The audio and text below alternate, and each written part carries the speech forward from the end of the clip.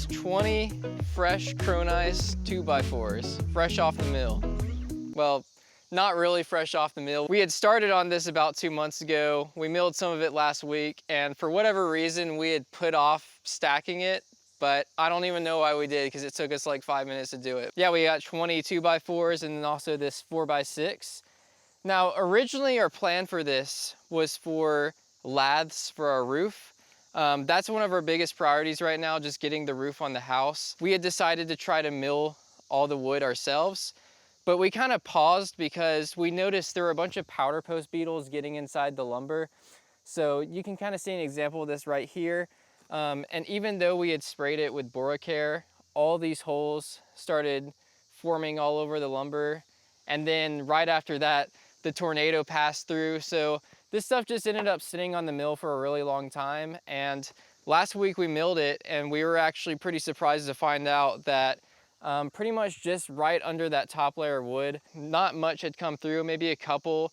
We did delay putting on the Boracare, so it could have been before that.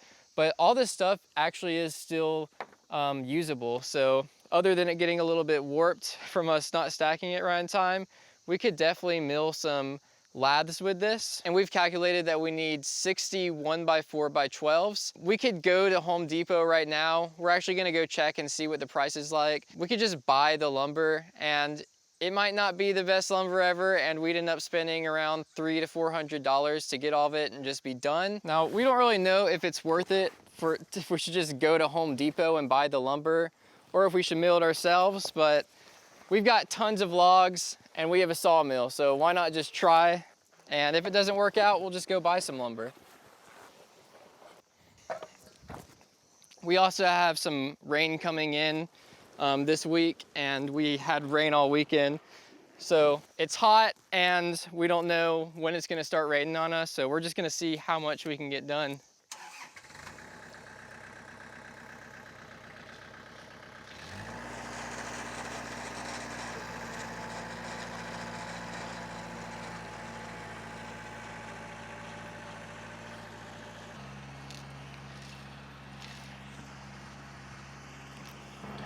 Welcome to the log yard. We have a bunch of stuff out here. Check out the size of this cedar log. It's got all kinds of cedar, some pine. I mean, this stuff is huge. Just goes on and on.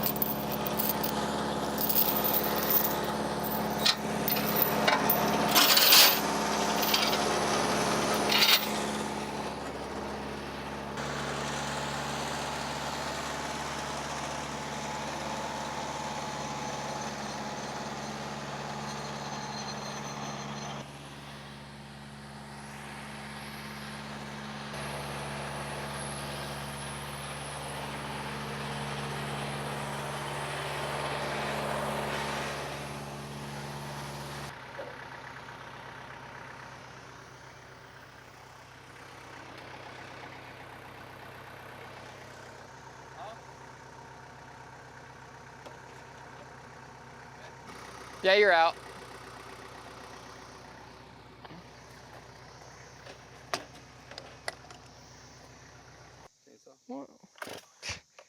Where'd you get that?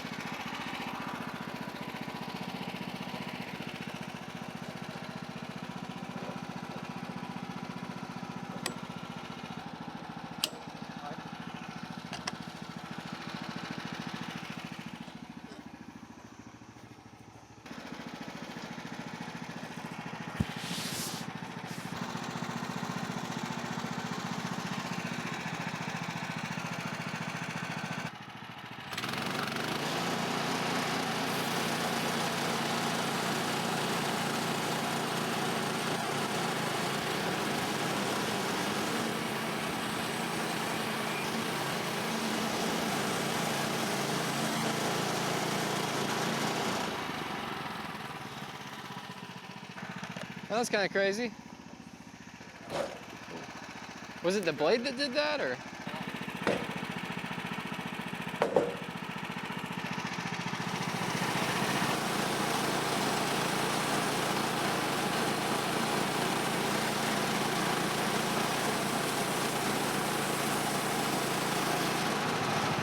All right, so we got 2 cants out of this, and this next cut is gonna take out the pith, which is the center of the tree. If we leave that in there, it could get all warpy, so we're trying to take that out first.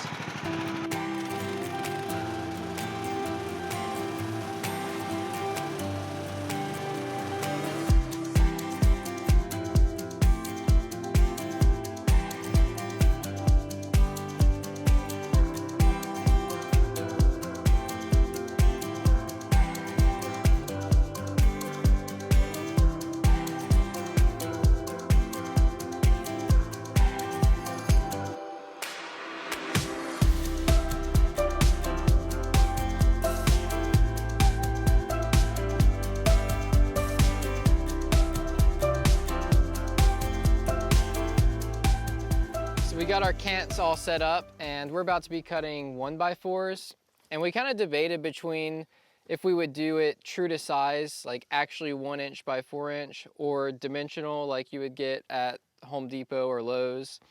And we decided to do it dimensional. So these are 3.5 inches, and we're gonna do them 3/4 inch for each cut. When you're doing cuts like this, you end up doing the same cut over and over and over. So eventually we want to do a computerized system that'll automatically take it down. But temporarily, I came up with this. These are just little 3D printed blocks that'll get us to the right size. So it just slides on the blade like that.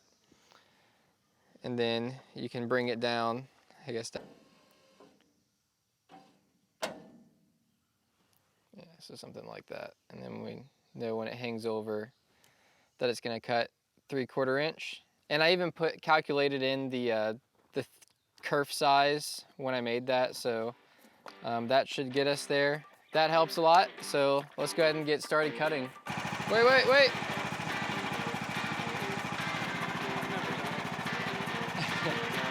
Are you done?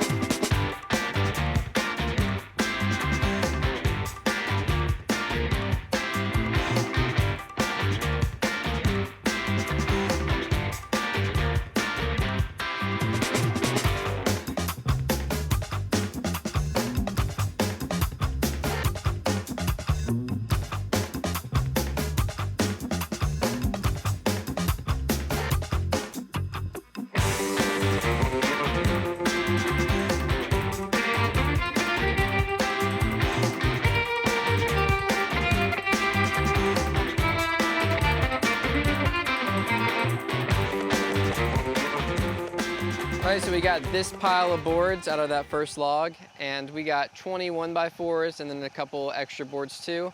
One thing we were noticing a lot as we were stacking them, some of them are kind of warped in a weird way.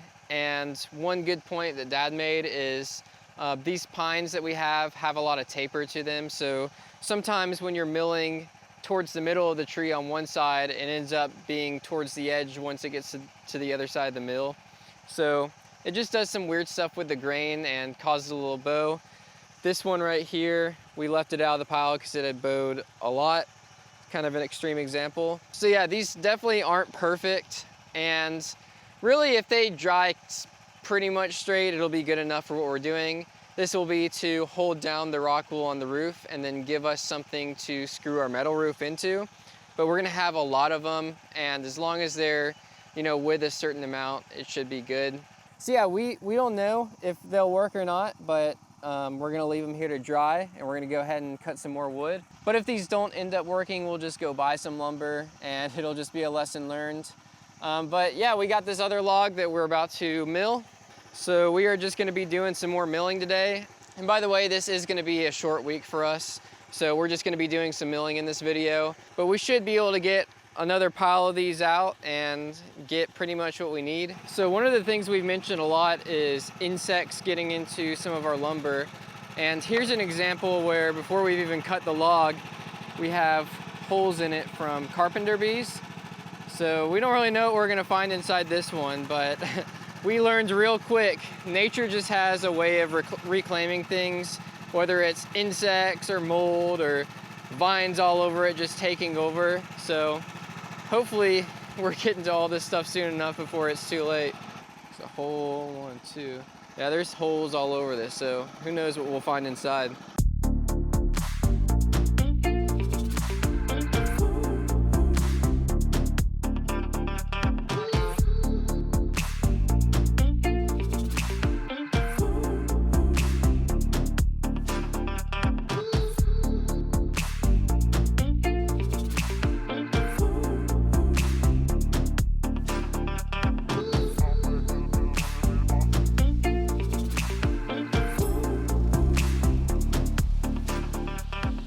So I mentioned taper earlier, and I just want to give an example of what that looks like. So you can see on this end of the log, 17 inches is right there, and we have, like 4 inches above that. So let's go look at a couple different places. So 17 inches in the middle is right at the outside of the tree. And then on this other end,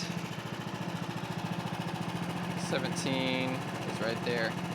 So it's just something to think about as we're cutting, how much we want to cut off and waste versus how much we try to save. But for this, we're just gonna go ahead and cut it at 17. I mean, you can see it in the log right there, how it just kind of goes in the middle, kind of belled out at the bottom.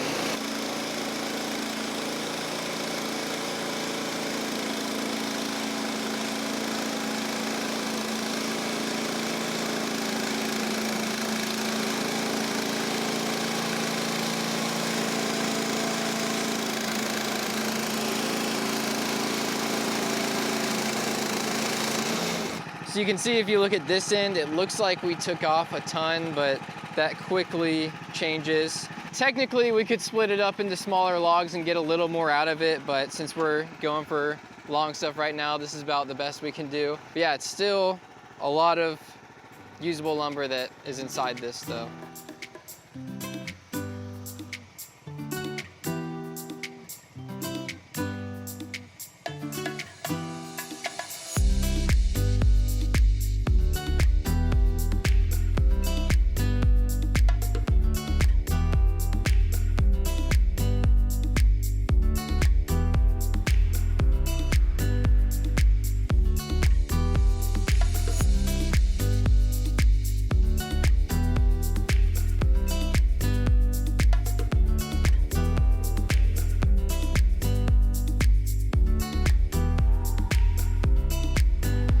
All right, well, we finally found the evidence of the carpenter bees. Here it is, squirming around. Little carpenter bee larva.